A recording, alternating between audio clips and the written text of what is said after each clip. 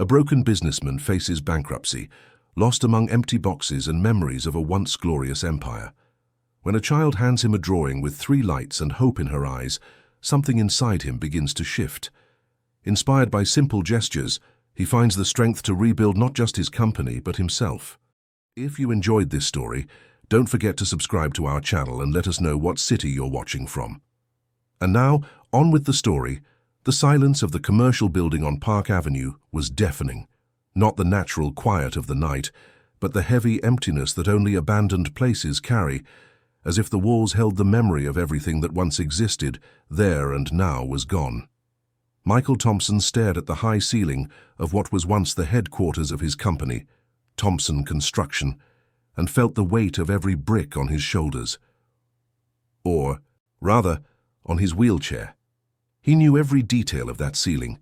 He had personally chosen the finish, the chandeliers that now hung dark, the exposed concrete beams. It was almost 10 o'clock on a rainy Thursday night in March. Outside, New York City kept on rushing by, indifferent to anyone's personal ruins. Inside the 12-story building he had built in the 80s, all that remained were empty boxes, furniture covered in dusty sheets, and the echo of his own thoughts. Michael was 62 with well-cut white hair, a thin beard he no longer bothered to trim, and brown eyes that seemed to have lost their spark. It had been 8 years since the accident, a fall during an inspection on a job site in the Bronx. His lumbar vertebrae hadn't stood a chance. The doctors said he was lucky he wasn't a quadriplegic. Lucky? Michael laughed bitterly at the memory of the word. For the first few years, he actually believed it. He overcame the depression, did intensive physical therapy, adapted his routine, and modified the entire office with ramps and elevators. He returned to the helm of the company with a determination that impressed even his rivals. In speeches, he became an example of overcoming adversity. Michael Thompson was not a man who gave up, but life has curious ways of testing us, and this time it wasn't his body that failed. It was everything around him. The economic crisis of the last 3 years had hit the construction sector with brutal force. Projects stalled, contracts were cancelled, financing was suspended. Michael tried everything. He renegotiated debts, sold personal properties, including his mountain home in Aspen. He laid off employees with tears in his eyes, people who had worked with him for decades. He cut costs to the bone, but the numbers just didn't add up. The interest grew. The banks turned their backs. The minority partners jumped ship. There he was, alone in an empty building with an eviction notice for debts of over $20 million and an auction scheduled in 3 months. Michael picked up his phone. No messages. His friends had vanished when the money ran out. In the glory days, his calendar was always packed. Now, absolute silence. His ex-wife was in Portugal with her new husband. She had blocked his number months ago. His 2 children, Ethan and Olivia, barely called. They said he had always prioritized work, that maybe now he would learn what really mattered, words that hurt more than any fracture. He turned his chair toward the panoramic window on the 8th floor. The rain streamed down the glass, distorting the city lights. New York pulsed outside, millions of lives intertwined, dreams being built and destroyed every second. And he, who was once part of that machine, who once employed 300 people, who erected buildings that changed the city's skyline, was now just another red number on a delinquency spreadsheet. The fatigue was profound, not just of the body, but of a soul that had carried too much weight for too long. Michael closed his eyes and whispered into the void, "I'm tired." It wasn't a dramatic confession. It was just the raw, naked truth. He was tired of fighting, tired of trying, tired of waking up every day to face the devastation of what was once his empire. For the first time in his entire life, Michael Thompson seriously considered the possibility of simply giving up, throwing in the towel, letting them take the building, close the cases, and let the world move on without him. That's when he heard it, a soft cry, muffled, coming from somewhere down the hall. Michael frowned. Who would be here at this hour? The last employees had been let go 3 weeks ago. The security company cancelled their contract 2 weeks ago. The building was, for all intents and purposes, abandoned, Or at least it was supposed to be. The crying continued. It was a child. Michael felt a mix of irritation and concern. He pushed the wheels of his chair and left the office. The hallway was dark, with only the emergency lighting working. He followed the sound, passing rooms. He knew by heart. The conference room where he'd closed million-dollar deals, the architecture department, the break room. The crying was coming from the end of the hall, from the janitor's closet. He opened the door. Sitting on the cold floor, her back against a rusty metal cabinet, was Maria. Mama Maria, as everyone called her, in her early 40s with dark skin and black hair tied in a messy bun. She wore a faded blue uniform from the third-party cleaning company that serviced Thompson Construction, or rather that used to until the contract was cancelled a month ago, and next to her, huddled against her mother's arm, was a little girl, 6 or 7 years old, curly hair falling over her face, wearing a faded pink t-shirt and jeans with a patch on the knee. She was holding a purple crayon, and in front of her was an old notebook with a torn cover. Maria quickly looked up, fear and shame on her face. She jumped to her feet. "Mr. Thompson, I'm so sorry. I didn't know you were here. I'll leave right now." "What are you doing here, Maria?" Michael asked. "The cleaning company was let go a long time ago." "I know, sir. It's just, I have nowhere else to go. I lost my job. I got behind on rent. The landlord of the boarding house kicked me out yesterday. I don't have any family in New York. I thought I could just stay a few days until I figure something out." Her voice broke. The little girl looked at him with frightened eyes. "You're living here?" Michael asked, incredulous. "Just for 2 days, sir. I promise I'm not touching anything. I won't make a mess. I won't—" "Maria!" Michael interrupted her, raising a hand. He sighed, deeply, running a hand over his face. The girl stood up and walked toward Michael. Maria tried to hold her back, but she had already broken free. She stopped in front of the wheelchair. "You're sad," she said. "Chloe, don't bother the man," Maria said, approaching. But the girl didn't look away. She held out the notebook to him. "I made this for you." Michael took the notebook. It was old, cheap. He opened it to the page the girl pointed to. The drawing was simple, done with crayons. But the accuracy was unsettling. There was a man in a wheelchair. The lines were childish, but there was no doubt. It was him, in what looked like an empty office, boxes around him, dark windows. The posture was exactly the one Michael had moments before. But what really sent a chill down his spine was what was behind the man. 3 lights, 3 bright circles, drawn with yellow and silver crayons, as if they were radiating, arranged in a triangle behind the figure. What is this?" Michael asked. "They're the 3 little lights. They're behind you. You can't give up." Michael felt a shiver. He looked at Maria, who seemed confused. "I saw them when I looked at him. The 3 little lights are there." Michael handed back the notebook. It was absurd, but something inside him stirred. "Stay for tonight. Tomorrow you need to find another place." "Thank you, sir."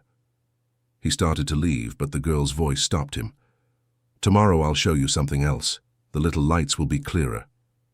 He didn't answer. He just left. That night, Michael didn't sleep well. The rain beat against the windows. But it wasn't the noise that kept him awake. It was the drawing. 3 lights. The number bothered him. The next morning, he found coffee on his desk and toast with butter. Maria appeared. "Good morning, sir. I brought you some coffee." "Thank you."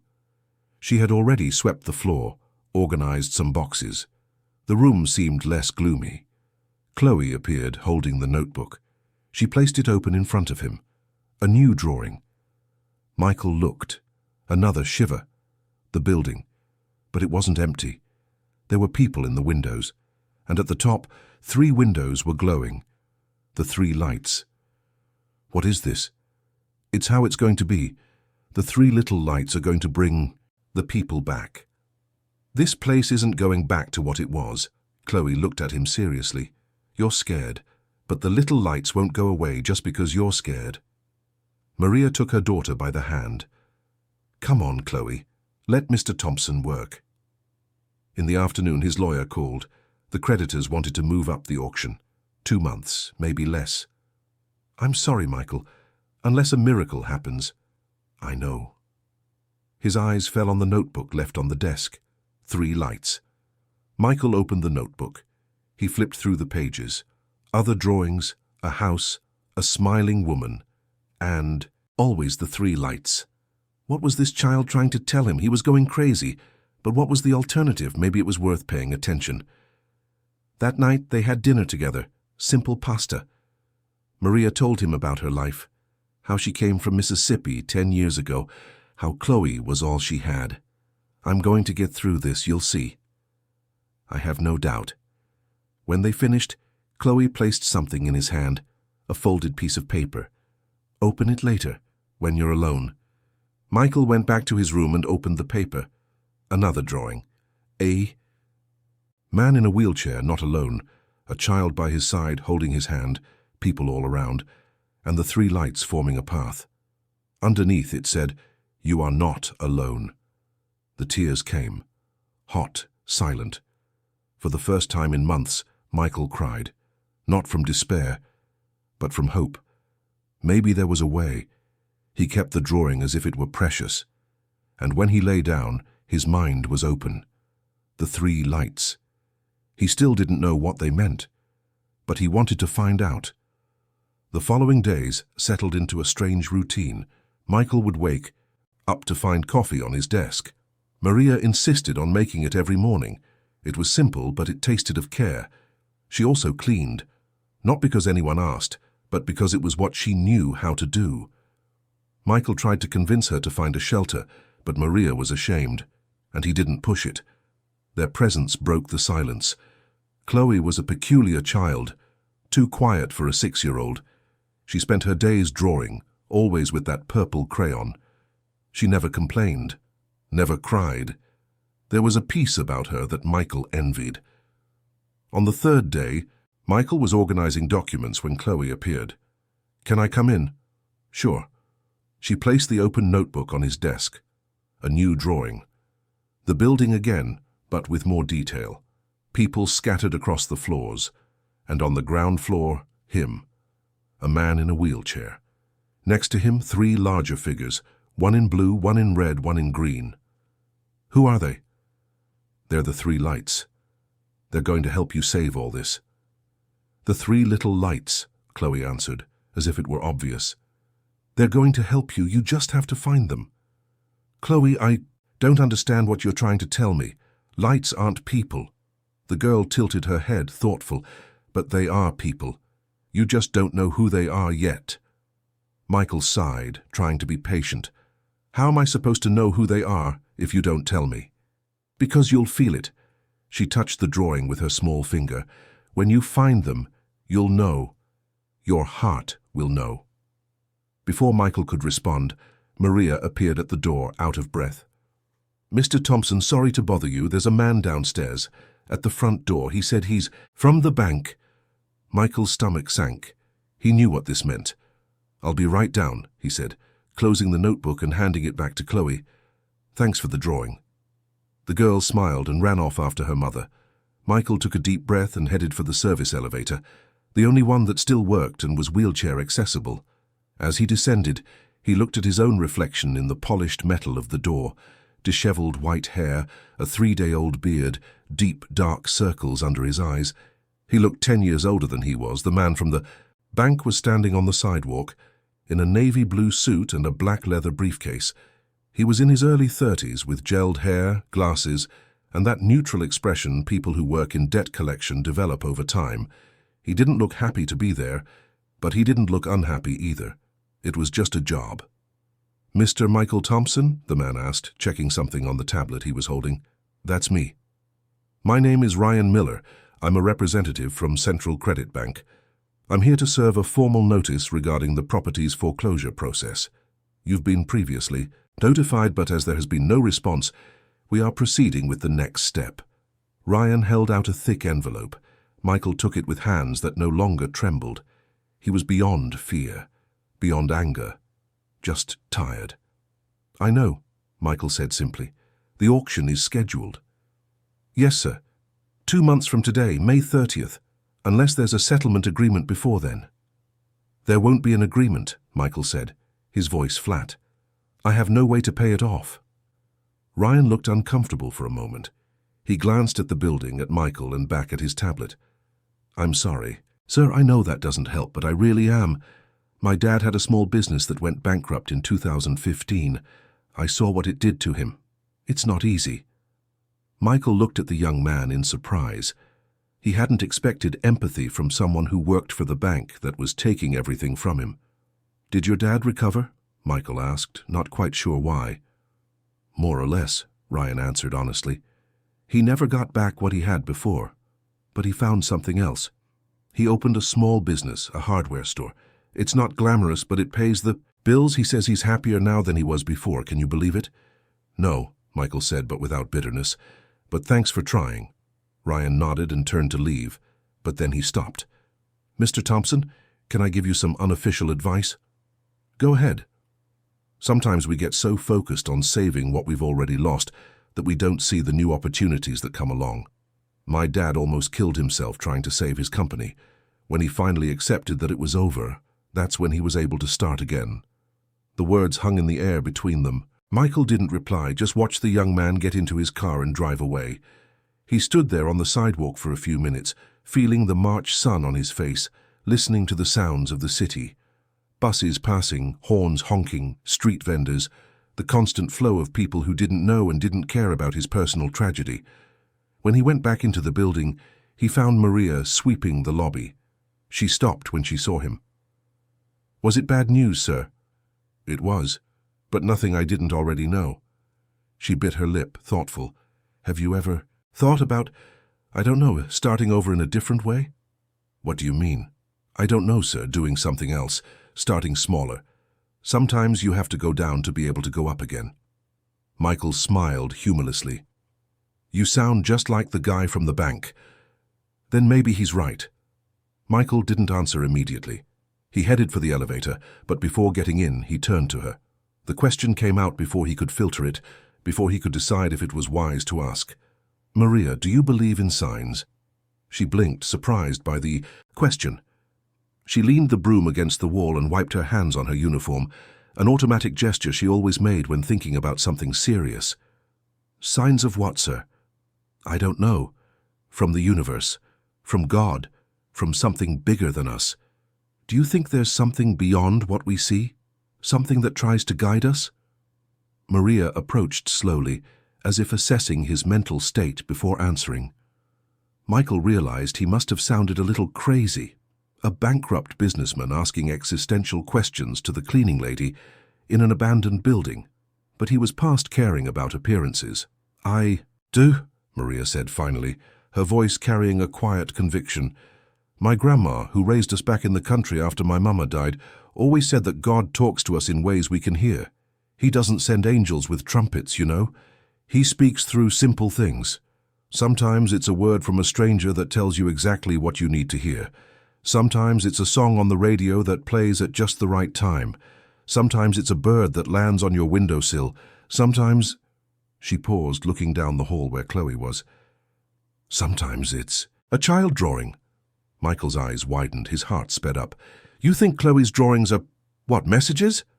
I don't know what they are, sir, Maria said honestly, crossing her arms and leaning against the wall. Honestly, I don't. But ever since she was tiny, about 3 years old, she's been drawing these things. Things that happen later. At first I thought it was a coincidence, you know. Kids draw all sorts of things. Eventually they're going to get something right by chance. But it's not like that, not with her. What do you mean? Maria sighed as if reliving difficult memories. Once she drew rain when it was scorching hot outside. A real scorcher. Blue sky without a cloud. I even joked with her, said, Honey, where's this rain in your drawing? The next day, the biggest storm I've ever seen in my life hit. It rained for 3 days straight, flooded the whole street where our boarding house was. Another time, she drew my sister arriving from a trip. I didn't even know my sister was coming to visit me here in New York. She didn't even know it herself yet. But Chloe drew it, and 2 days later, my sister called me saying she'd found a cheap ticket and was coming. She paused, her eyes getting misty. And then there was the drawing she made a month before the landlord kicked us out. She drew us sleeping in a big, empty place. I asked her what place that was. She said she didn't know yet, but that we were going to live there for a while. Michael felt a shiver run up his spine. And now you're here. And now we're here, Maria confirmed, wiping away an escaped tear. So you ask me if I believe in signs? I believe, sir, I don't have a choice. My daughter taught me to believe. Are you saying your daughter has some kind of gift? Michael asked, his voice lower than he intended. Maria shrugged, a tired but not resigned gesture. I don't know what she has. The doctors at the clinic said she's normal. A little too smart for her age, but normal. There's nothing wrong with her physically. Mentally, she's healthy. She just has this thing with the drawings. And look, sir, I don't have much education. I didn't get past second grade. I don't know about science or spirituality or whatever, but I trust my daughter. If she's drawing you with those lights, it's because there's something there. Something important. Michael was silent for a long moment, processing it all. From a rational, pragmatic point of view, it was madness. It was absurd. It was clinging to superstitions and coincidences because there was nothing else to cling to. But from an emotional, visceral point of view, it was the only thing that seemed to make sense in the absolute chaos his life had become. The three little lights, he murmured. She said they're three people, that I'll know when I find them. Then maybe you need to start looking, Maria said gently. That night Michael couldn't sleep. He stared at the ceiling, thinking about Ryan's words, Maria's words, Chloe's drawings. 3 lights, 3 people. 3... what? He picked up his phone and started scrolling through his contacts. Hundreds of names, suppliers, clients, business partners. Most no longer answered his calls.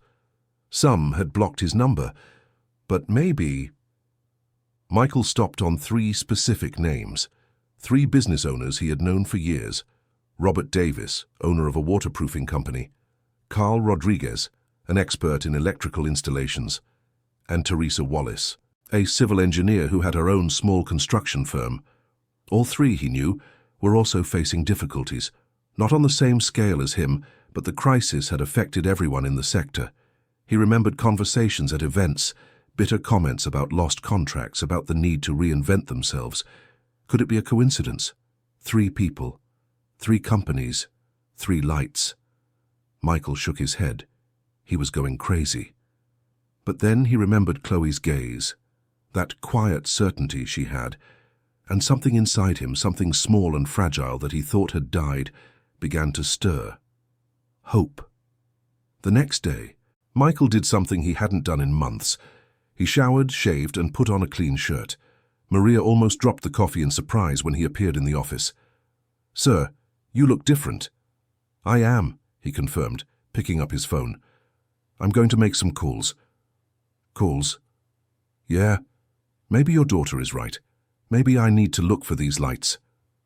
Maria smiled, and it was a smile full of hope. The first call was to Robert. It rang several times before someone answered. A secretary, polite but cold. "Mr. Davis is not available at the moment." "Can you tell him it's Michael Thompson? It's urgent." There was a long pause. Michael could hear muffled voices on the other end. Then Robert picked up. "Michael, it's been a while." "I know, Robert. Sorry to call out of the blue, but I need to talk to you." "About what?" "Look, if it's about money..." "It's not about money, it's about an opportunity." Another pause. "What kind of opportunity?" "Can we talk in person? Today, if possible." Robert hesitated. Michael could feel the suspicion through the line, but then he sighed. "All right, 2 o'clock at the bar in the Marriott, on Park Avenue. You know it?" "I know it. I'll be there." The second call was to Carl Rodriguez, easier. They had an older friendship from when Michael was just starting out. Carl answered on the second ring. "Michael, man, I heard what happened. I'm really sorry." "Thanks, Carl. Look, I wanted to make you a proposal." "A proposal? Michael, you know I don't have the capital to..." "It's not about money. It's about uniting, about joining forces." Carl was silent for a moment. "Are you serious?" "Completely. Can we talk?" "Of course, man, of course. When?" "Today, 2 o'clock. Marriott on Park Avenue. Robert will be there too. Robert Davis, are you guys planning something? I'm trying to. Will you be there? I will. You can count on me. The third call was the hardest. Teresa Wallace was known in the market for being a tough negotiator who didn't forgive mistakes. When Michael called, she answered herself, "Thompson, what a surprise." "Teresa, thanks for taking my call." "I almost didn't, but curiosity got the better of me. What do you want?" "A conversation about possibilities." "Possibilities? Michael, your company is going to auction. What possibilities can you offer?" The question was direct, almost cruel, but it was fair. "The same possibilities you're looking for," Michael answered, keeping his voice steady. "I know you lost 2 big contracts last year. I know you're struggling to compete with the big construction firms. I know you're considering partnerships." There was a silence on the other end. Then Teresa let out a short laugh. "You've done your homework." "I always do." "All right, I'll give you 15 minutes. Marriott, 2 o'clock. "But Michael, if you waste my time, I'm getting up and leaving. Deal?" "Deal." When he hung up, Michael realized he was sweating. His hands were trembling slightly, but it was different from the trembling of fear or despair. It was adrenaline. It was the feeling of doing something, of taking action, of fighting again. Chloe appeared at the office door, holding her notebook. "Did you call the little lights?" she asked with that directness of children. Michael smiled, a small but genuine smile. "I did. Let's see if they really shine." "They will," Chloe said with absolute certainty. "I've already seen it." She placed the notebook on the desk and opened it to a new page. The drawing was different this time. It showed 4 people sitting around a table. One of them was in a wheelchair, and above the table the 3 lights shone together, forming a perfect triangle. "This is today," Chloe said, touching the drawing. "Today you find them." Michael looked at the 6-year-old child with her deep eyes and unwavering certainty, and for the first time in a long time, he allowed himself to believe. At 2 o'clock in the afternoon, Michael was in the bar at the Marriott. The place was elegant but discreet, exactly the kind of environment New York business people chose for meetings they didn't want to be too public. Dark chocolate leather sofas, low-polished wood tables, and dim amber lighting that gave the space an air of confidentiality. A pianist played soft jazz in a corner, quiet enough not to disturb conversations. The bar smelled of expensive coffee and subtle perfume. Michael had been to places like this hundreds of times in his life, but now he felt out of place, like a ghost visiting a world he no longer belonged to. He arrived 15 minutes early, as he always did for important meetings. It was an old habit from when being punctual and prepared made the difference between closing or losing a deal. He chose a corner table that could easily accommodate his wheelchair, with enough space to maneuver and a view of the entrance. He ordered a coffee from the waiter, a young man in a black vest who treated him with the professional courtesy that made no distinction between customers.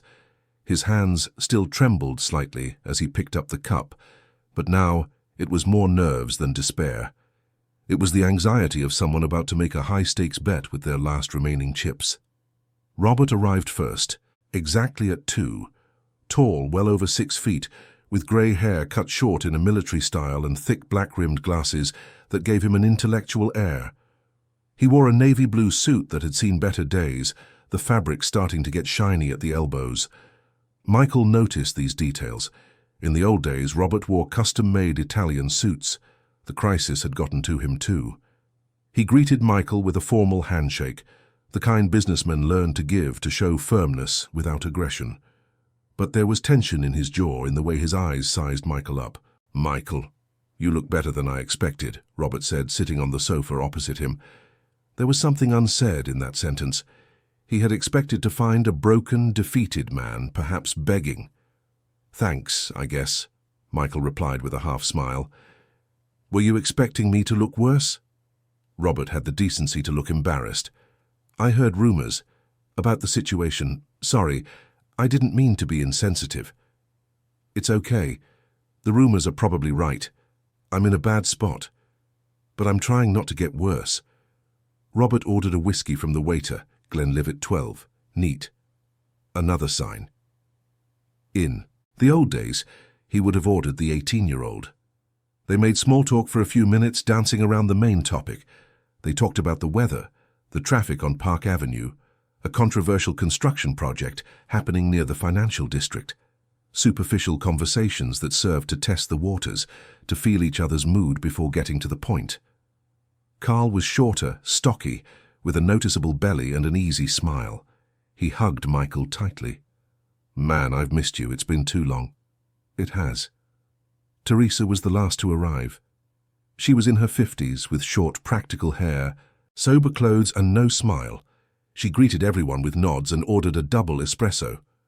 "All right, Thompson," she said as soon as the waiter left. "You've got 15 minutes. Start." Michael took a deep breath.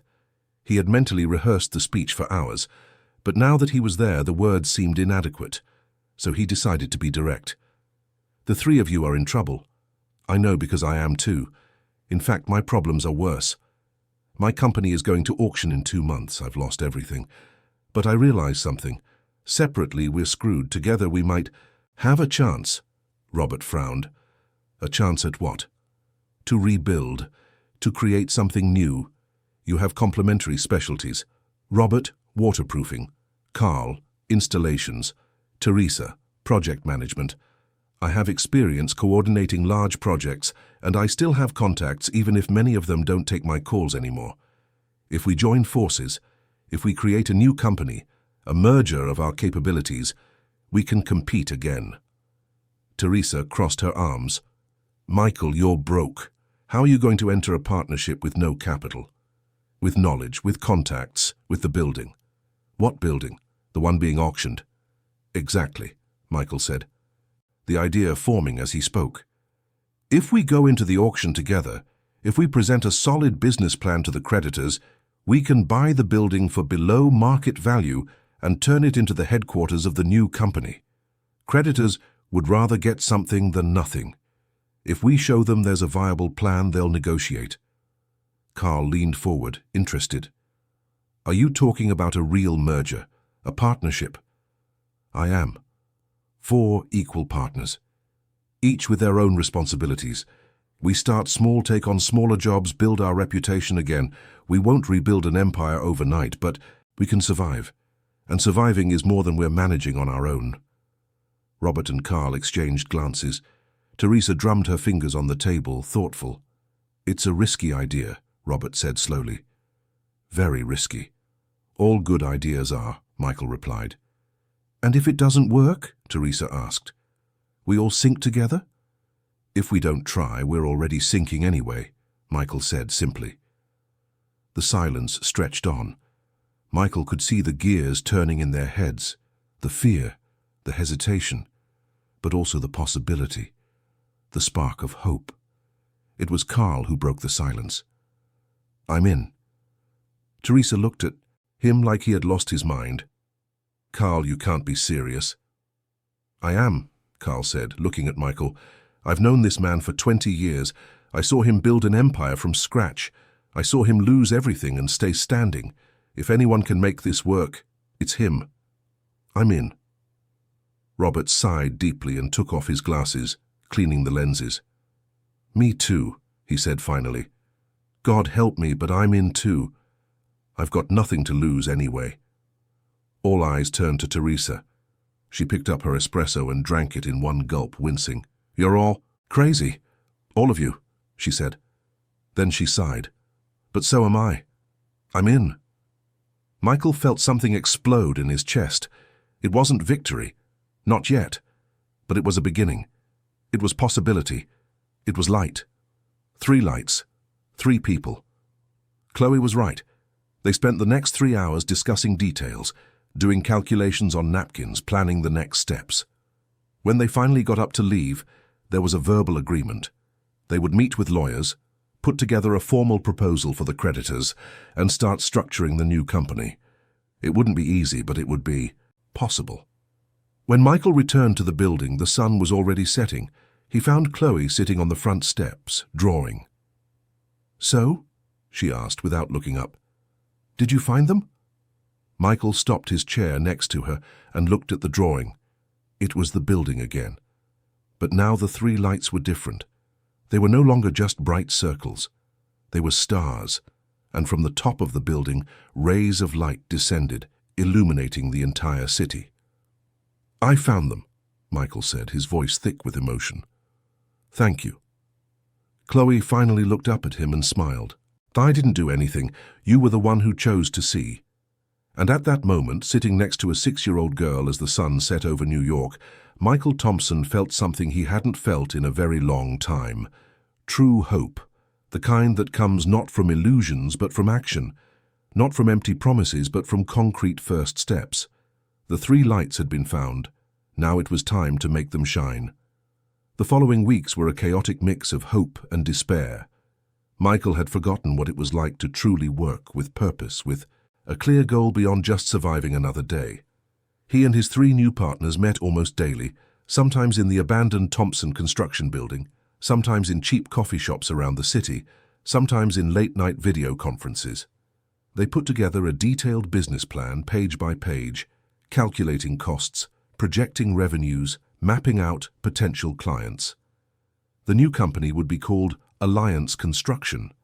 The name was Carl's idea, and everyone agreed it had the right symbolism.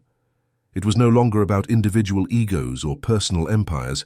It was about unity, about collective strength, about rebuilding together what they couldn't sustain alone. Each partner would have a 25% stake, Michael with his experience and the building as a potential asset, Robert with his expertise in waterproofing and a small but loyal client base, Carl with his connections in the electrical sector and a lean team of technicians who agreed to wait for better days, Teresa with her knowledge of project management and some equipment that hadn't yet been sold to pay off debts. It wasn't much, but it was a start. The biggest challenge was convincing the creditors.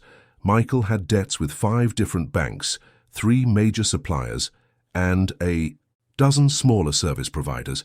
The total amount exceeded $22 million, an insurmountable mountain for any normal person.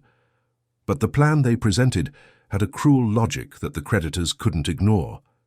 If they let the building go to public auction, they would likely get an offer far below market value, maybe 40% of what was owed. But if they accepted Alliance Construction's proposal, they would receive the building valued by an independent appraiser, plus a structured payment plan over 5 years, with reduced interest but real guarantees. On paper, they would receive more.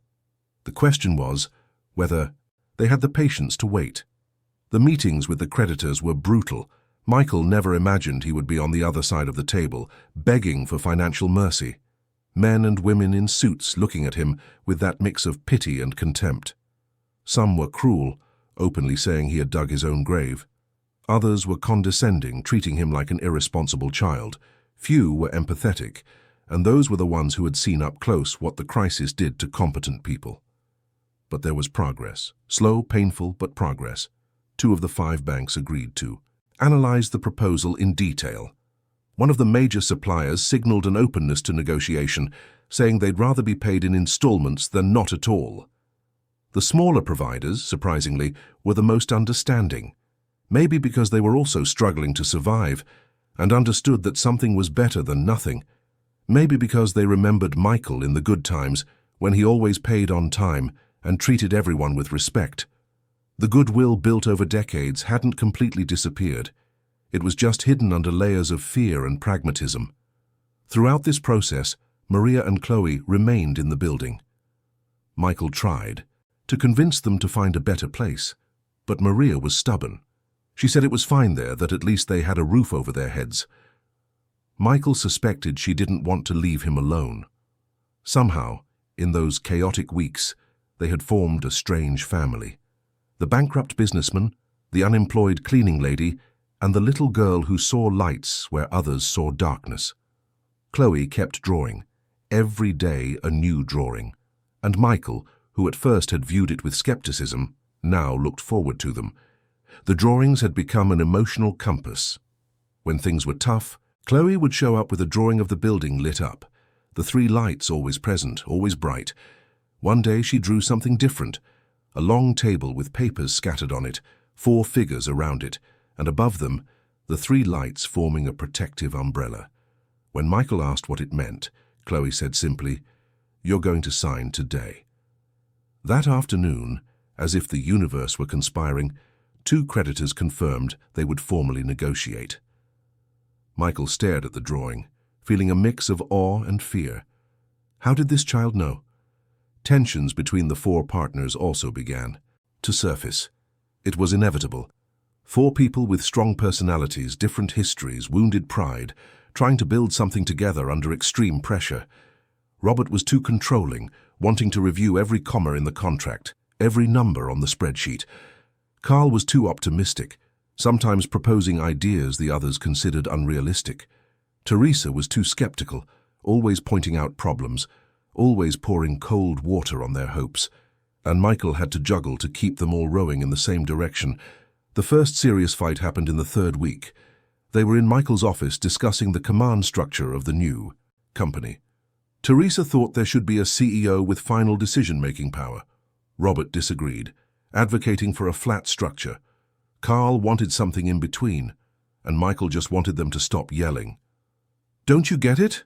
Teresa said, standing up and slamming her hand on the table. "If we have to decide everything by committee, we'll never close a deal. Clients want speed. They want decisions. They don't want to wait for four owners to reach a consensus." "And you think you're going to be the one making those decisions alone?" Robert shot back, taking off his glasses and cleaning the lenses forcefully. "Sorry, Teresa, but I'm not putting my share into a company where one person has absolute power. I've seen that movie before." "No one's talking about absolute power," Teresa retorted. "I'm talking about operational efficiency. This is basic management." "Basic management is respect between partners," Robert yelled back. "Hey, hey, hey!" Carl intervened, literally putting himself between them. "Calm down, people. We're not enemies here. Let's take a breath." "Easy for you to say when you're not defending anything," Teresa said, but there was less venom in her voice. Michael wheeled his chair between them, holding up his hands. "Enough, all of you," he said, and there was an authority in his voice he hadn't used in a long time.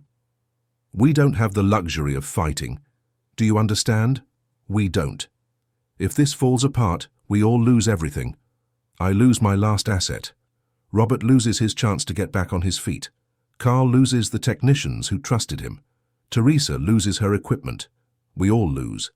So here's what we're going to do. We're going to vote. Democracy. Any decision with 3 votes passes. If it's a 2-2 tie, we talk until we reach a consensus, but no more yelling. Are we in this together or not?" There was a tense silence. Then Robert sighed and sat down. "Sorry, you're right." Teresa sat down too, crossing her arms but nodding. "Fine. A vote is fair." Carl smiled in relief and went back to his chair. "There we go, now we're talking the same language." Michael realized he was sweating. Mediating conflicts was never his strong suit. He had always been the type to make decisions and expect others to follow. But this was different. This required humility, patience, empathy, skills he was having to learn the hard way. That night, after everyone had gone home, Michael was alone in the office.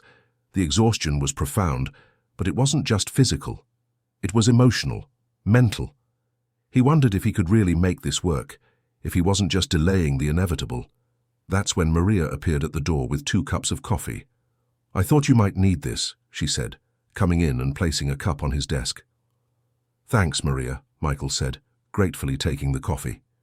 She sat in the chair opposite him, something she had never done before. She always kept a respectful distance, but this time she sat as if they were equals, and maybe they were. 2 people with nothing trying to survive in an empty building. "I heard the yelling earlier," Maria said. "Is it tough?" "It is," Michael admitted. There was no point in pretending. "Very tough. Sometimes I think I'm being an idiot, that I should just accept that I lost and be done with it." "You haven't lost." "Yes, I have, Maria.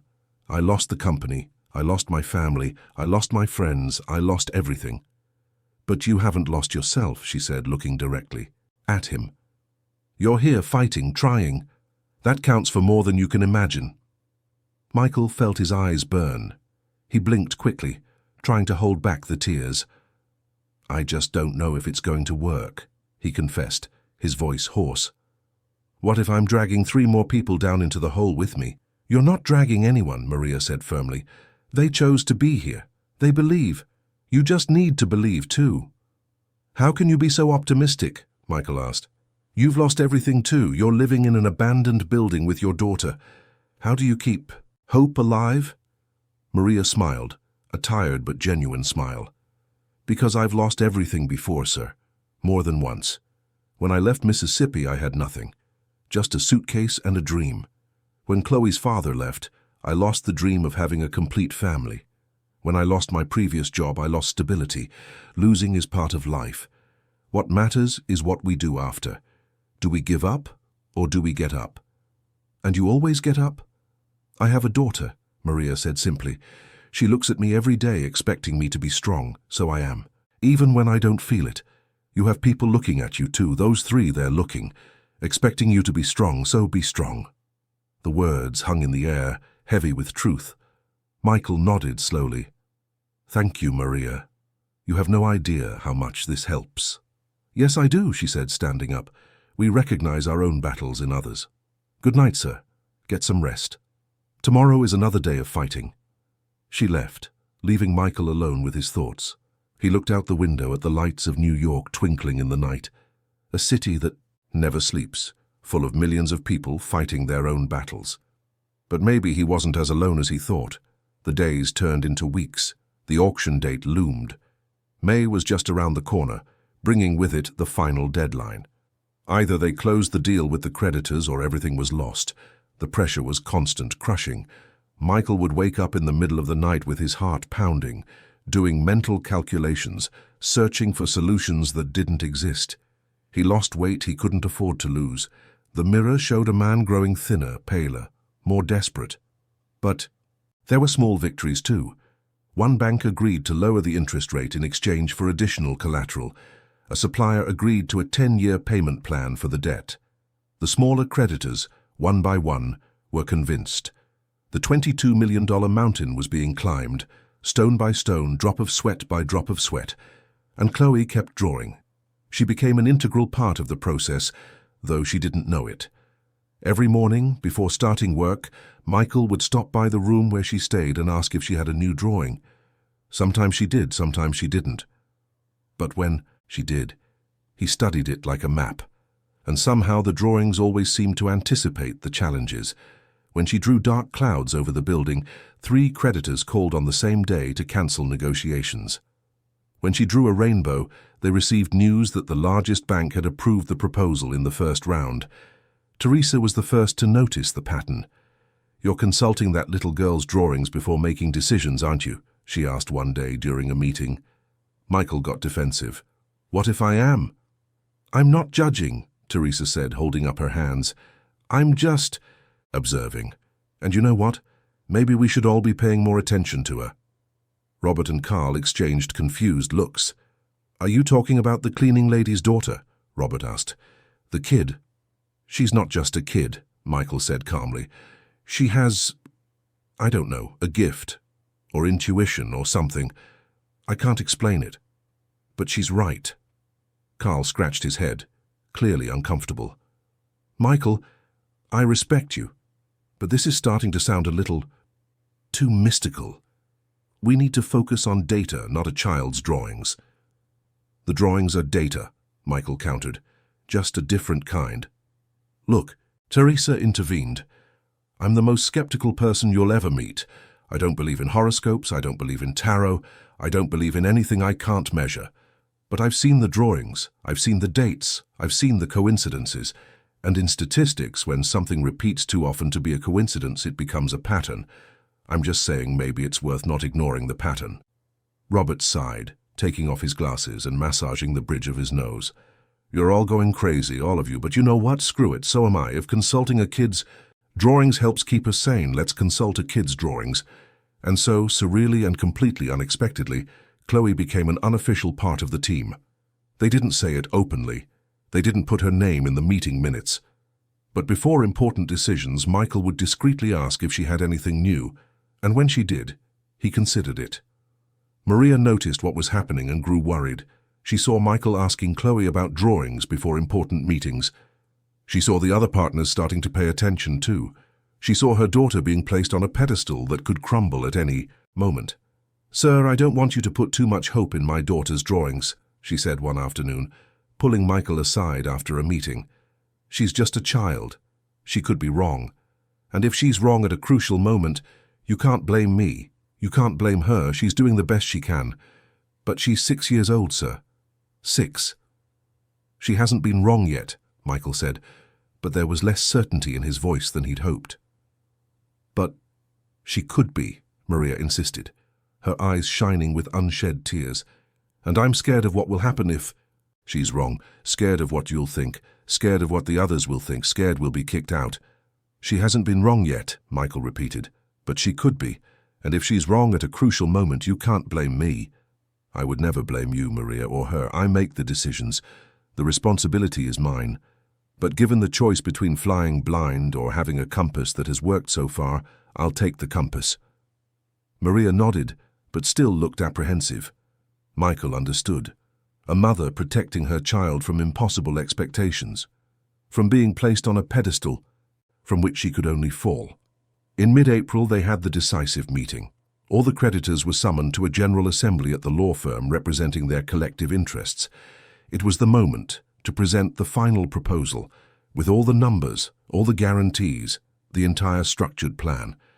If the majority of creditors accepted, the deal would pass. If not, the auction would proceed. The night before, Michael didn't sleep. He stayed in the office, going over the presentation for the 1,000th time. Robert was with him, equally sleepless. Carl had gone home but called every hour to ask if everything was okay. Teresa sent messages with last-minute adjustments to the slides. At 3 in the morning, Chloe appeared at the office door. Michael was surprised. She should have been asleep. "I couldn't sleep," she said, approaching with her notebook. "Me neither," Michael admitted. "I made a drawing for you for tomorrow." She opened the notebook and showed him. The drawing was different from all the others. There was no building, no people, just a long road, and at the end of it a huge light. Not 3 lights, just one. Big, bright, almost blinding on the paper. "What is it?" Michael asked, feeling a tightness in his chest. "It's the end of the road," Chloe said with that strange seriousness. "You're going to get there tomorrow, but it's going to be hard. The road is long and has rocks. You're going to want to give up in the middle. But don't give up, okay, because the light is there. I saw it. It's waiting for you." Michael felt the tears coming again. He leaned down and hugged the little girl who had entered his life by chance and changed everything. "Thank you," he whispered. "Thank you for believing in me when no one else did." "I don't believe in you," Chloe said, pulling away and looking him in the eye. "I believe in what I saw. The lights said you were going to make it. So you will." And with that, she left, leaving the drawing behind. Robert, who had witnessed everything, had moist eyes too. "That girl is special," he said, his voice thick. "She is," Michael agreed, "more than any of us deserve." The next morning, the 4 partners walked into the law firm wearing their best suits. Michael had borrowed a suit from Carl because his own was too old and worn. Teresa had bought a new blouse especially for the occasion, using some of the little money she had saved for emergencies. Robert had gotten the broken clasp on his dress shoe fixed, something he'd put off for months. They were all nervous, hands sweating, stomachs churning, but determined. It was all or nothing. There was no plan B, no safety net. Either they got this deal approved or everything would crumble definitively and irreversibly. The conference room was full. Representatives from banks, suppliers, service providers, lawyers, accountants, appraisers. About 25 faces looking at them with skepticism and curiosity. The assembly's mediator, an austere lawyer in his 60s, opened the session. "Good morning, everyone. We are here to analyze the out-of-court settlement proposal presented by Alliance Construction for the debts of Thompson Construction. Mr. Thompson, you have 30 minutes to present." Michael took a deep breath, positioned his chair in front of the projector, and began. They were the longest 30 minutes of his life. Each slide felt like an eternity. Every number had to be justified. Every projection was questioned. He presented each number with surgical precision, each projection with brutal honesty, each guarantee with total transparency. He showed the Alliance Construction business plan in all its painful detail. He explained how the union of the four companies created synergies that none of them had alone, how complementary specializations fit together like pieces of a complex puzzle. He demonstrated that, with minimal initial working capital, they could start generating real revenue in 3 months, that in a year they would be operating in the black with a positive profit margin, that in 5 years they would have paid off the entire debt down to the last cent. There were questions, many questions, some hostile, from creditors who clearly wanted the auction because they thought they would get more that way, some genuinely curious, from people trying to understand if it made financial sense, some skeptical but not aggressive, from professionals doing their due diligence. Teresa answered the technical questions about project management and cost control, Robert on technical aspects of waterproofing and code compliance, Carl on client relations and commercial strategy, Michael on overall strategy, project coordination and long-term vision. When they finished, the mediator thanked them with the cold formality of those who deal with legal proceedings every day and asked them to leave while the creditors deliberated. They went to a tiny, claustrophobic waiting room with uncomfortable hard plastic chairs and a broken coffee machine. All of them were mentally and physically exhausted. The adrenaline from the presentation was wearing off, leaving only deep fatigue and growing fear in its place. 1 hour dragged by, 2 endless hours, 3 eternal ones. Michael looked at the clock on the wall every 2 minutes, watching the hands move with the cruel slowness of time when you're anxious. Robert paced back and forth, repeatedly taking his glasses on and off. Carl tried to make jokes to ease the tension, but no one laughed because there was nothing funny about the situation. Teresa sat motionless like a statue, her eyes fixed on the wall, probably mentally replaying the entire presentation, looking for mistakes she might have made. At 5 in the afternoon, finally, after an eternity compressed into a few hours, the mediator called them back. The hallway to the conference room seemed miles long. Every step was heavy, laden with consequence. The room was completely silent when they entered, 25 faces looking at them, revealing nothing. It was impossible to read their expressions, impossible to know if good or bad news awaited them. Some creditors had neutral expressions, others looked tired, others impatient. Michael felt his heart pound in his chest, his hands cold despite the stuffy heat of the room. He gripped the arms of his wheelchair so tightly that his knuckles turned white. The mediator opened his worn leather folder, adjusted his reading glasses on the tip of his nose, picked up a sheet of letterhead paper, and read in the monotonous voice of someone who does this every day and has seen it all. After a detailed analysis of the proposal presented, discussion among all creditors present, and a secret ballot conducted according to established protocol, the proposal presented by Alliance Construction has been approved by a qualified majority of 78% of the creditors. The agreement is hereby ratified and will be legally valid as of this date. Congratulations, gentlemen. The world stopped for a second that felt like years. Michael wasn't sure he had heard correctly. 78%. Approved, ratified. The words echoed in his mind but didn't make immediate sense, as if they were in another language his brain needed time to translate. Then it all exploded at once. Carl let out a loud shout, a cry of pure primal joy, and literally jumped out of his chair with his arms in the air like a player who had just scored the winning goal in a world championship. Teresa covered her face with her hands, her shoulders shaking violently as she sobbed openly. For the first time Michael had ever seen her show such emotion, all the defenses she kept up crumbling at once. Robert hugged Michael with a crushing force, nearly lifting him out of his chair, murmuring, "We did it, we did it, we did it," like a mantra.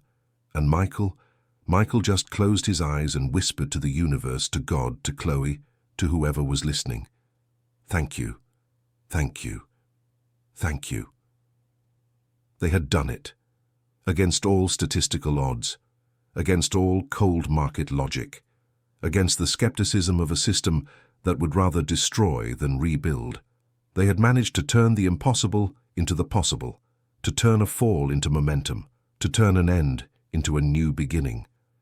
The light at the end of the road, the one Chloe had drawn in the early morning hours, was real, and they had reached it. And Chloe, with her 6 years and her eyes that saw what no one else could, had seen it first. When they left the law firm, it was already night. New York glittered around them with millions of lights, each lit window representing a life, a story, a struggle. They stood on the sidewalk for a moment, just breathing, just existing in that instant of pure victory before the reality of the hard work ahead caught up with them. But for that moment, for those few stolen minutes, they just celebrated. They celebrated survival. They celebrated resilience. They celebrated the fact that sometimes, just sometimes, betting on the impossible is worth it. Michael looked up at the New York night sky, where few stars could pierce the city's light pollution, and thought of Chloe and her 3 lights. Maybe the stars were always there, he thought. Maybe we just need someone with the right eyes to remind us to look up. The next 3 months were a whirlwind of activity Michael hadn't experienced in years.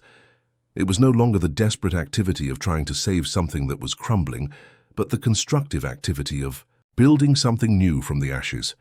There was a fundamental difference between the two, and Michael felt it in every cell of his body. It was the difference between digging a hole deeper and climbing a mountain. Both are difficult, both require effort, but only one has the sky as its destination. Alliance Construction officially began operations in June, with the final ratification of the agreement by the creditors and the registration of the new company with the State Department of Corporations. The bureaucratic process was long, but every stamp was a victory. The building of the former Thompson Construction, which for months had been a mausoleum of dead dreams, began to come to life again. First came the technicians making essential repairs, electricity restored on all floors, plumbing checked, elevators working again, clean windows letting the sunlight in. The building was breathing again. Robert brought his small team of waterproofing specialists, 5 professionals who had stuck with him through the crisis because they believed more in the man than in the economic climate. They were loyal people who wouldn't abandon him now. Carl convinced 6 electrical installation technicians to join the project, promising not only fair wages but also future profit sharing. Teresa contributed 3 civil engineers and 2 foremen she had managed to keep employed, even when she could barely pay herself. And Michael brought his contacts, his decades of experience, that invisible network of relationships built over a professional lifetime, and that iron determination everyone thought had been broken but was merely dormant. But the most significant change, the one Michael felt was the most important of all, was the one he made regarding Maria. One July morning, as the sun streamed through the newly cleaned windows and the building was filled with the noise of renovation, Michael called Maria into his office for a chat. He had rehearsed this conversation for days. She came in nervously, wiping her hands on her faded blue uniform, the same uniform from months ago when he first found her sleeping in the janitor's closet. She thought she was being let go, that now that things were improving he wouldn't need her there anymore. She couldn't have been more wrong. "Maria, have a seat," Michael said, pointing to the chair in front of his desk. She sat on the very edge of the chair, that tense posture of someone used to being dismissed quickly. "You're going to ask me to leave, aren't you?" she asked directly, because she was not a woman to beat around the bush. "It's okay, sir. I understand. You've been very generous letting us stay all this time. I'm already looking for another place to live. I just need 1 more week and—" "Maria," Michael interrupted gently, "you're not leaving, at least not if you don't want to." She blinked several times, confused. "What do you mean, sir? I don't understand." "I want to offer you a job, a real job with a formal contract as required. By law, a decent salary, full benefits, everything by the book." Maria's eyes widened. She opened her mouth, closed it, opened it again, trying to process what she was hearing. "Are you serious?" she finally managed to ask, her voice trembling. "Really?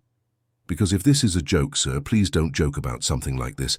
I can't handle false hope." "Completely serious. I've never been more serious." Michael pulled a contract from his drawer, a formal document he and the other partners had prepared. "Alliance Construction is going to need someone to coordinate the general services for the entire building. Cleaning, maintenance, space organization. Someone absolutely trustworthy who knows every corner of this building. Someone who truly cares, and I don't know anyone better than you." "But, sir, I only know how to clean," Maria protested, tears starting to form. "I don't have an education. I didn't even finish grade school. I just know how to mop clean bathrooms, tidy up desks. How am I going to coordinate anything?"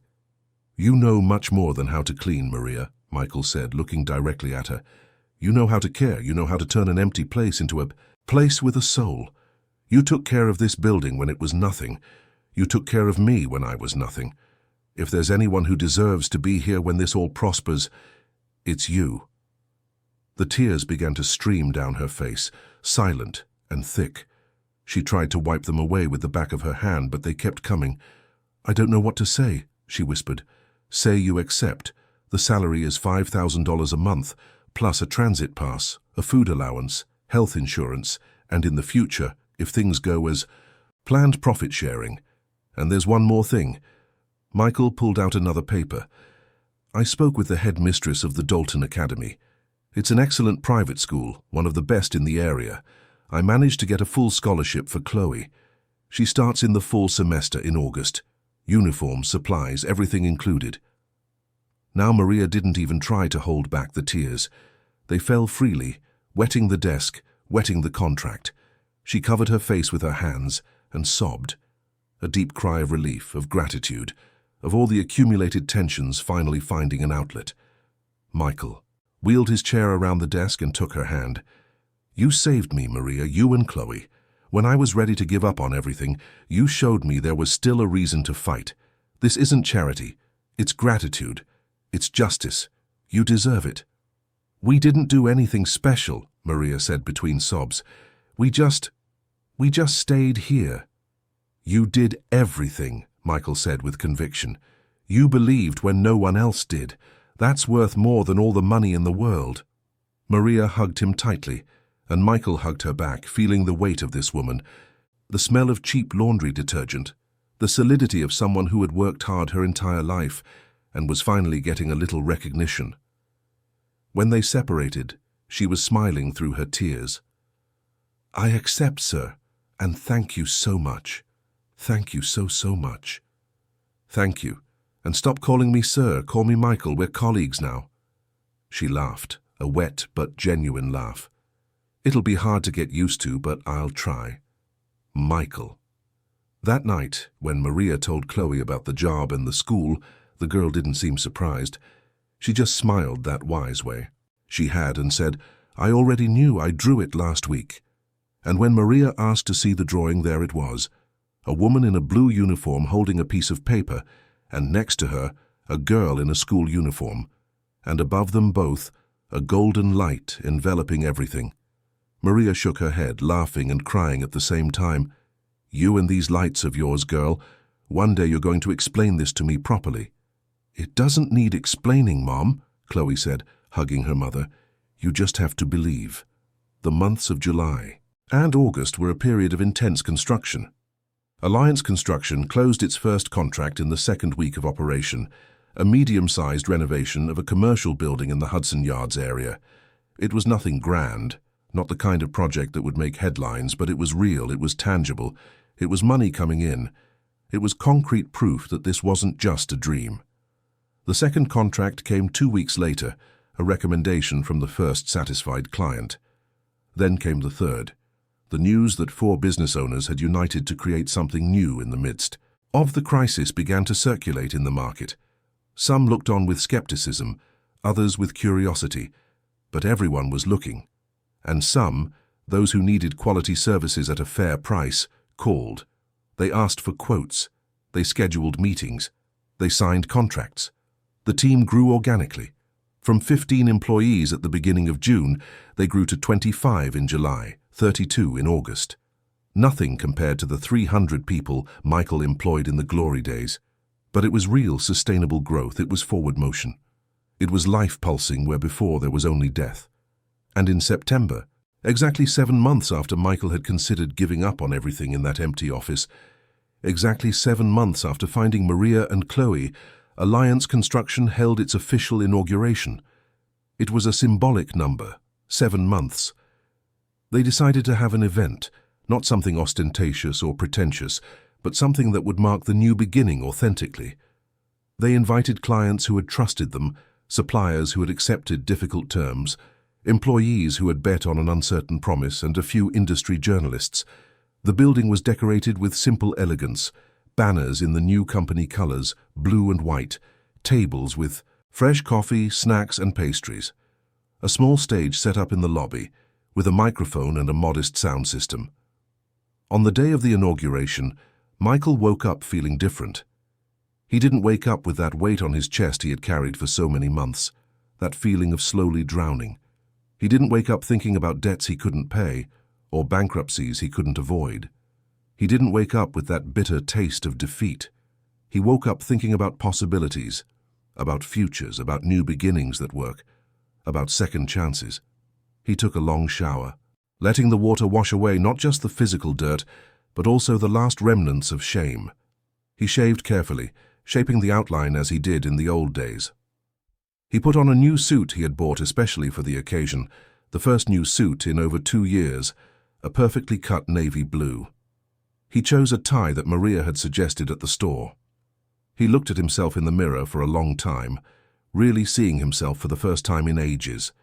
And he didn't see a defeated man looking back. He saw a survivor, her fighter with scars that told stories, someone who had fallen but got up, who had bled but healed. The inauguration was scheduled for 6 in the evening. By 5:30, the lobby was already full. About 80 people, more than they had expected. Robert was nervous, adjusting his tie every 5 minutes. Carl was excited, greeting everyone effusively. Teresa was focused, making sure everything was in order, and Michael was at peace. For the first time in a long time, at peace.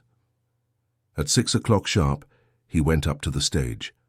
The buzz of conversation gradually died down until silence fell. Everyone was looking at him, waiting. Michael held the microphone and took a deep breath. "Good evening, everyone. Thank you for being here. Thank you for believing in the improbable." He paused, let the words breathe, felt the weight of every gaze. 7 months ago, I was in this building completely alone, bankrupt, defeated, ready to give up. This place was a tomb of dead dreams, and I was just another walking dead wandering through empty hallways. I had lost everything, the company I built over decades, my family, the friends who disappeared when the money ran out, hope, especially hope. I was sitting right there, he pointed to the office on the 8th floor, seriously considering giving up on everything. His voice cracked a little. He cleared his throat and continued. But then something happened, or rather, someone happened. 2 people, actually. He saw Maria and Chloe at the back of the room holding hands. Maria was wearing a new dress, simple but pretty, that she had bought with her first paycheck. Chloe was wearing her new school uniform, blue and white, for the school she would start next week. I found, or rather was found by a cleaning lady who had also lost everything, who was sleeping on the cold floor of this building with her young daughter because she had nowhere else to go, but who refused to lose her dignity, who kept cleaning, caring, believing, even when no one was paying, even when the world had collapsed. And I found a child just 6 years old with a strange and inexplicable gift for seeing lights where others saw only darkness. A child who drew futures that seemed impossible until they became possible. Michael paused, feeling tears welling up. And I found 3 business owners, 3 people, as broken as I was, as desperate, as on the edge of the abyss, but who were willing to believe that together, united, we could be stronger than we ever were apart. He pointed to Robert, Carl, and Teresa, who were standing beside the stage. Robert, Carl, Teresa, you are the 3 lights that guided me back. You bet on a crazy idea when it would have been much more sensible to run away, and we are here today because you had courage. The 3 of them looked touched. Robert quickly wiped his glasses. Carl's eyes shone, and Teresa had a small but genuine smile. But I can't take all the credit. None of us can, Michael said, his voice starting to break. Because the truth is, We were saved by a 6-year-old girl who believed when no adult would, who drew impossible futures until they became possible, who reminded me that even when all seems lost, there is always a light behind us, waiting for us to have the courage to look. He made a gesture. "Chloe, could you come up here, please?" A murmur of surprise went through the room. Maria gently nudged her daughter, and Chloe walked to the stage with that calm gait she had. She didn't seem nervous, just curious. Michael extended his hand and helped her onto the stage. She was so small he had to lower the microphone. "Everyone, this is Chloe," Michael said, his voice thick with emotion. "She's 6 years old and she sees lights that no one else sees. I don't understand how, I don't understand why. But I know that without her, I wouldn't be here today. None of us would be." Chloe looked at the audience with those deep eyes. Then she looked at Michael and whispered, "Something." He bent his ear down. She repeated, "I only showed you the lights. You were the one who chose to follow them." Michael felt the tears coming. He tried to hold them back, but couldn't. They fell, hot and liberating. He hugged the little girl, this strange angel, who had appeared at just the right time, and whispered in her ear, "Thank you for everything, for believing in me when I didn't believe in myself." When they pulled apart, Chloe smiled at the audience and said into the microphone in her sweet voice, "The lights were right, he did it, and now the building is full again, just like in my drawing." A round of applause erupted. Some people were crying too. Maria, in the back, was sobbing openly. Carl's face was red as he tried not to cry. Even Teresa was discreetly wiping her eyes. Michael took the microphone again and looked around, at the building he almost lost, at the people who believed, at the new life that was beginning. "Alliance Construction is not just a company," he said. "It's proof that new beginnings are possible, that falls are not final, that sometimes we need to lose everything to learn what truly matters. And what matters isn't the buildings we construct, but the people we help lift up. It's not the contracts we close, but the lives we transform. It's not the money we make, but the hope we plant." He paused, looking at each face in the room. "So thank you. Thank you for being part of this story, for believing in the improbable, for betting on a second chance. And may this company be not just a business, but a reminder that light always overcomes darkness. Always." The room exploded in applause. Michael left the stage, Chloe by his side, and was surrounded by congratulations, hugs, handshakes. But his eyes were searching for one specific person. He found Maria waiting in the corner, trying not to draw attention. He went to her, and she hugged him, crying. "You did it," she said between sobs. "You really did it." "We did it," Michael corrected. "All of us, together." Later, when the event was over and everyone had gone home, when the building was quiet again but in a completely different way, no longer the oppressive silence of abandonment, but the peaceful silence of well-deserved rest, Michael was alone, in his office. He looked out the window at Park Avenue below, vibrant and alive as always, that pulsating artery of New York that never sleeps, that never stops, that had witnessed his fall and now witnessed his resurrection. He thought about everything he had lost. The original company, that empire he had built brick by brick over 3 decades, the marriage that ended because he chose work over family one too many times, the children who grew up distant because he was always too busy to be present, the friends who disappeared when the money ran out, proving they were never true friends, the money, the bank accounts that once had 7 digits and were now starting again from 0, the status, the invitations to exclusive events, the automatic respect that came with the Thompson name in the business world, the prestige of being someone who mattered. All of it was gone, swept away by the perfect storm of economic crisis, bad decisions at the wrong time, and the arrogance of thinking he was invincible. But he also thought, and this was new, about what he had gained. True humility, not the performative humility successful people pretend to have, but the real humility of someone who has fallen from the top to the very bottom and learned that we are all vulnerable. Empathy he didn't have before, the ability to look at the invisible people of society and truly see them as human beings with stories and dignity. Real friends, forged in the fire of adversity, people who stayed not because he had money, but because they believed in him as a human being. An unlikely family formed by an unemployed cleaning lady and a little girl who saw lights who chose to stay by his side when they could have left. The ability to value small victories, to celebrate a warm coffee made with care, to be grateful for a roof over his head, even if it was in a semi-abandoned building. The deep understanding that success is not measured only in bank account numbers or the size of offices, but in the quality of the human connections we create.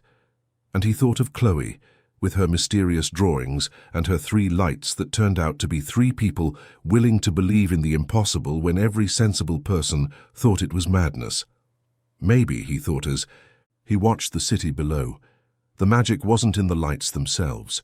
Maybe it was in the courage to believe in them when everyone said it was foolish, in the willingness to follow unlikely signs when everything demanded pragmatism and surrender, in the inexplicable strength to get up when it would have been infinitely easier to stay down, accept defeat, and let the world pass by. Maybe the 3 lights were nothing more than 3 ordinary people going through the same hardships, who chose to believe that together they could be extraordinary.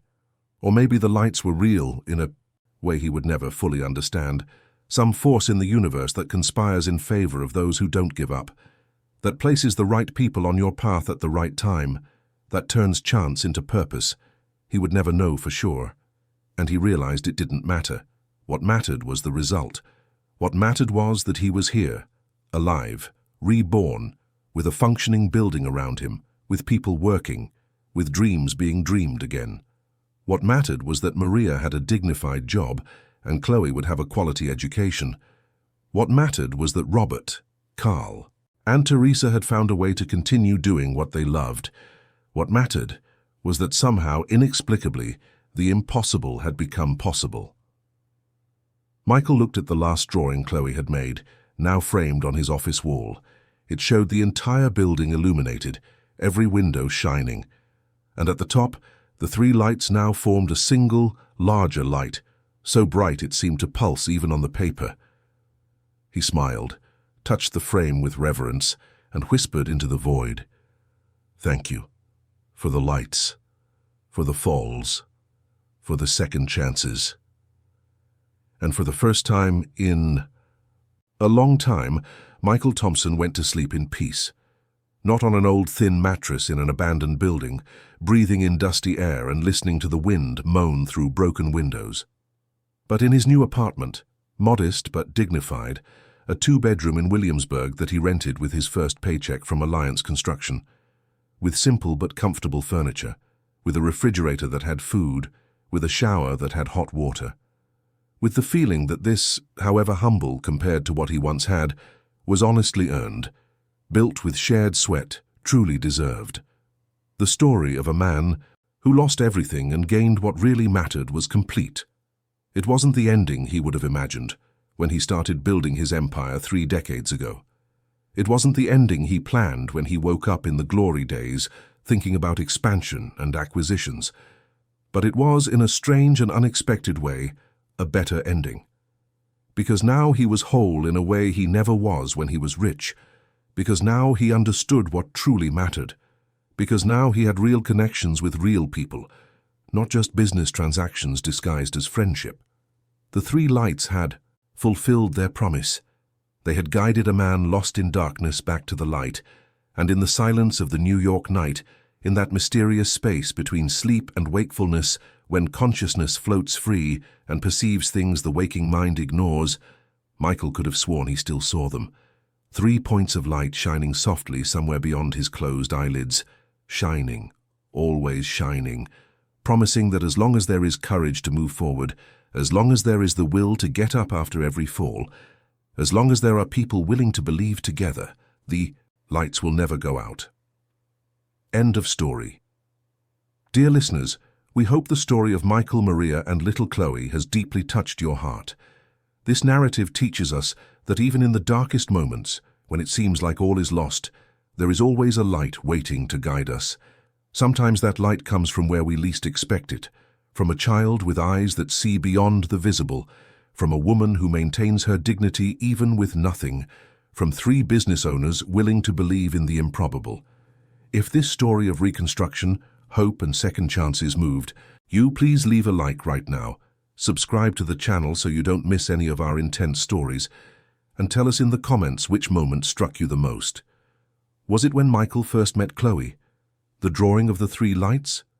The decisive meeting with the creditors? Or the emotional inauguration scene? We want to know what touched your soul.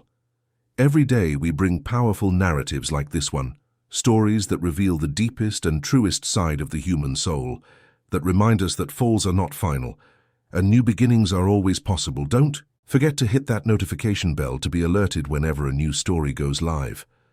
We'll see you in the next episode, with another narrative that will stir your emotions and make you reflect on life, on loss, on gain, and on the incredible strength that exists within each of us. A warm hug, and until the next story.